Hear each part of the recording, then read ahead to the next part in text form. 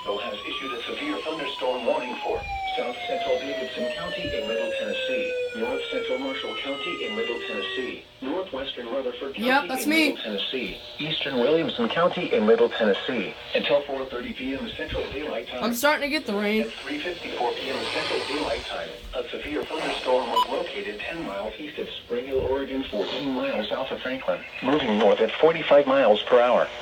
Hazard, 60 miles per hour wind gusts and quarter-size hail. Source, radar indicated. Impact, hail damage to vehicles. Expect wind damage to roofs, siding, and trees. Locations impacted include Murfreesboro, Franklin, Smyrna, Brentwood, La Vernie, Nolensville, Oak Hill, Eagleville, and Trune. For your protection, move to an interior room on the lowest floor of a building.